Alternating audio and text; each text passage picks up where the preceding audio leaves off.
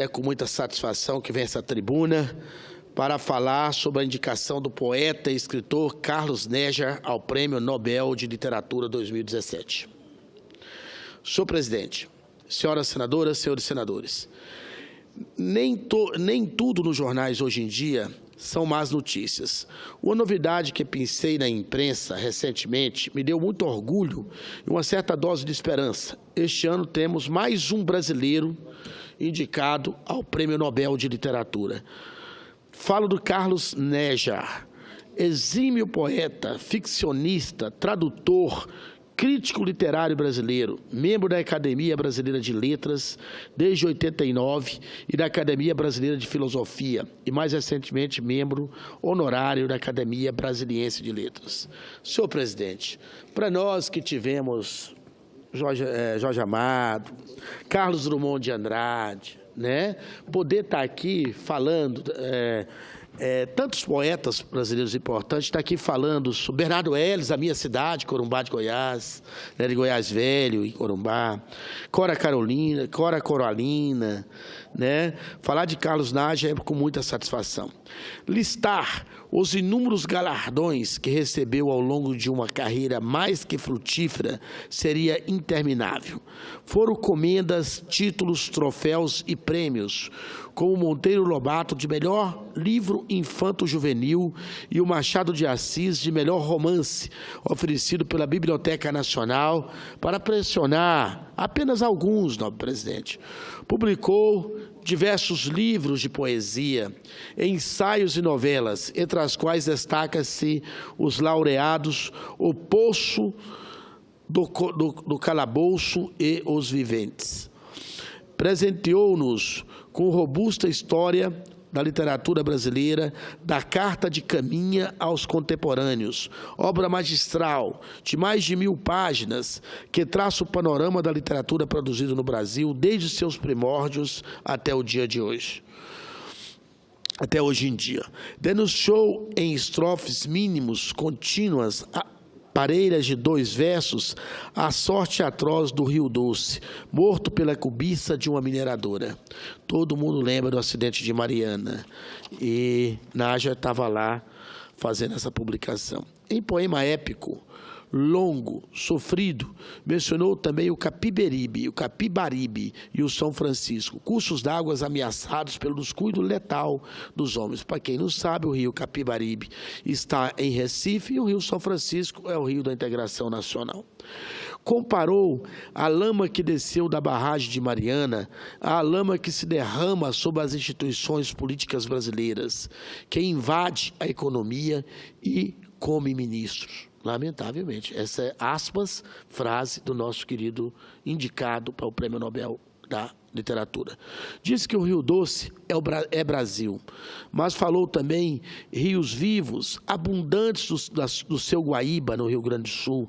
Cantou ventos, a dor e o amor, o homem fortalecido, arraigado em sua terra natal. Por meio das palavras, brincou com o tempo, numa poética ilimitada, perene, que alcança muito além das adjacências do verso. Falou de Deus. Colheu para nós a arte de 2 mestres da literatura.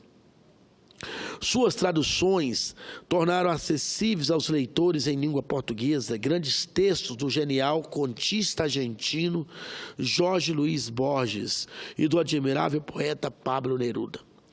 Carlos Neja semeou a poesia brasileira pelo mundo. Teve livros seus traduzidos para o inglês, o espanhol, o francês e o alemão, entre outros idiomas. O reconhecimento do seu trabalho já vai muito além de nossas fronteiras. Influente revista literária de Princeton, nos Estados Unidos, considerou como um dos grandes escritores da atualidade. Foi o único brasileiro a figurar em uma lista de 50 autores contemporâneos. Também foi considerado um dos 37 poetas chaves do século, na publicação espanhola Poesias e Poéticas do Século XX, na América Hispânica e no Brasil, de 1997. Esse habilidosíssimo artífice das palavras talvez seja um instrumento para que se ajuste a algo que para mim é quase uma injustiça histórica, quiçá traga em outubro o tão ansiado Nobel de Literatura para essas terras, que viram nascer Jorge Amado, Cecília Meirelles, Graciliano Ramos, Carlos Drummond de Andrade, Mário Quintana, Clarice Lispector, ainda acrescento Bernardo Ellis, o meu querido estado de Goiás, e Cora Carolina. Entre outros tantos artesões de textos memoráveis, eternos e plenos de tudo o que o brasileiro tem de universal, em suas particularidades, suas dores, seus amores e sua humanidade.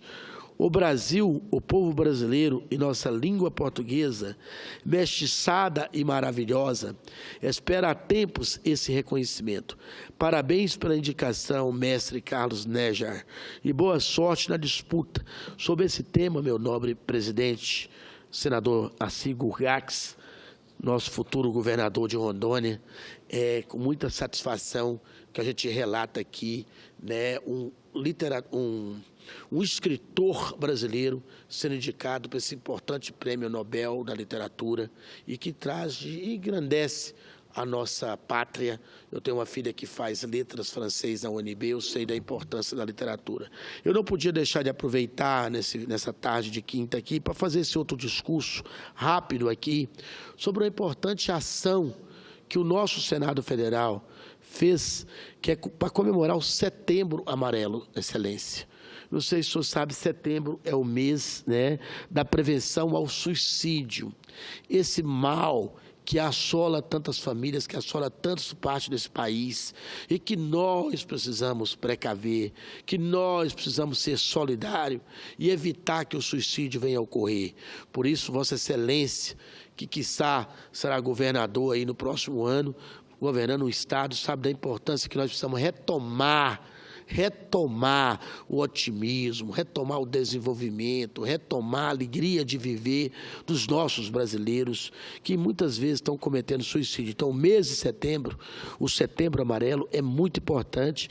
E essa casa aqui, né, ela fez, a cúpula nossa foi iluminada de amarelo. Então, quero homenagear essa questão rapidamente. Senhor presidente, senhoras senadoras, senhores senadores, em primeiro lugar, quero congratular o presidente Eunício de Oliveira, a mesa diretora do Senado e a administração da Casa pela iluminação em amarelo da cúpula do Senado Federal durante o mês de setembro. Mês em que se realiza em todo o país a campanha pela prevenção ao suicídio. A iniciativa do Senado Federal é relevante, porque o tema do suicídio ainda é objeto de grande tabu e preconceito em toda a sociedade. Precisamos falar sobre a questão, bem como alertar a todos sobre as iniciativas de prevenção que podem salvar vidas. Em novembro de 2015, aliás, graças ao requerimento meu e do senador Paulo Paim, foi realizada a audiência pública na Comissão de Direitos Humanos, com o objetivo de debater estratégias e políticas públicas de prevenção ao suicídio e da promoção da vida. O tema do suicídio é tabu, porém é preciso retirar o véu de medo e preconceito que recobre o tema, para que, ressalto, uma vez mais, possamos salvar vidas. Em todo o mundo, segundo dados da ONU, há mais de 800 mil mortes por suicídio todos os anos. Senhor presidente, 800 mil mortes todos os anos. O Brasil, em termos absolutos, ocupa, infelizmente, a 8ª posição no ranking tão triste de mortes por suicídio. Em nosso país, são mais de 12 mil pessoas por ano que tiram a própria vida. Repito, novos ouvintes do Brasil.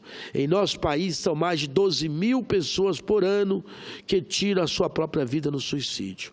Além disso, dados da pesquisa Mapa da Violência, indica que o problema está se agravando entre os mais jovens. Entre 2002 e 2012, houve um aumento de 10% na faixa entre 15 e 29 anos de pessoas suicidas. Se pegarmos o período de tempo mais longo, entre 1980 a 2012, iremos verificar que o aumento de suicídios entre pessoas de 15 a 29 anos aumentou 27%, senhor presidente. Além disso, grupos socialmente mais vulneráveis, caso especial dos indígenas, tem taxa de suicídio muito superior à nacional. Então, Vossa Excelência, que está caminhando para governar o Estado, que é o estado de Rondônia, com um grande povo indígena, precisa ficar bastante atento nessas questões. Enquanto entre a população em geral, a taxa é de 5,3 suicídios por 100 mil habitantes, entre os indígenas a taxa é de 9 por 100 mil, em algumas etnias da região norte chega a 30 por 100 mil. As estatísticas são preocupantes, porque o maior número de vítimas estão entre jovens e os grupos socialmente mais flagelados. Temos que combater o suicídio. A ONU, ainda é importante observar, adverte para o fato de que o suicídio tem aumentado das ações de renda baixa ou média. Nobre senadora Anastasia, Vossa Excelência, estou caminhando para a conclusão, Vossa Excelência, que é um exímio jurista, estou falando aqui sobre o Setembro Amarelo, sobre a questão da prevenção ao suicídio. Vossa Excelência, que foi governador de um dos maiores estados brasileiros, que é o estado de Minas Gerais, e é senadora aqui por Minas Gerais, sabe da importância do que eu estou dizendo e da importância de todos nós a colaborar para que o nível de suicídio diminua. Importante atentar ainda para o fato de que o mundo atual parece criar armadilhas e gatilhos, desculpa a gripe, que levam muitos a tirar a própria vida. A sociedade moderna valoriza o individualismo exacerbado, bem como padrões artificiais de sucesso e realização pessoal que são inalcançáveis, além de francamente distorcidas. O bem-sucedido é alguém que tem padrões irreais de consumo. E existe também cobranças em relação ao sucesso e à felicidade que massacra a autoestima de nossos jovens, tornando-os refém de padrões impossíveis de serem alcançados. O resultado é uma sociedade em que as relações emocionais e familiares são frágeis, em que o espírito comunitário se desfaz. O resultado são pessoas solitárias, isoladas, que não são capazes de relações sociais saudáveis, emocionalmente fragilizadas, sem apoio, acabam escolhendo soluções inadequadas. Cabe, pois, um acolhimento dessa pessoa, que estão solidárias, isoladas, sem perspectiva, para que possa se tornar capaz de enxergar o mundo com outros olhos. É uma palavra amiga, um auxílio médico ou psicológico, que tira essas pessoas desse caminho difícil e os recoloque em um rumo saudável, em que possa construir laços sociais, familiares e emocionais saudáveis. Segundo os dados da Organização Mundial de Saúde, a OMS, 9 entre 10 casos de suicídio podem ser prevenidos e evitados, nobres senadores. Assim, devo aproveitar este momento para divulgar o trabalho da CVV, Centro de Valorização da Vida, que junto com o CFM, Conselho Federal de Medicina e com a Associação Brasileira de Psiquiatria, é um dos responsáveis por uma importante iniciativa que é o Setembro Amarelo. Fundada em 1962, o CVV é uma organização voluntária, sem fins lucrativos, voltado para a prevenção do suicídio. Para os que necessitam de auxílio, o número para entrar em contato com o CVV é o 141. O atendimento é sigiloso e gratuito e pode ser utilizado quantas vezes forem necessárias. Por fim, nobre senhor presidente, olha que lindo nossos visitantes de hoje, essas crianças, né? Senhor presidente, por fim agradeço mais uma vez ao presidente Eunício Oliveira, a mesa diretora e a administração da casa pela iluminação em amarelo da cúpula do Senado. Faço votos de que a iniciativa continue e se repita todos os anos.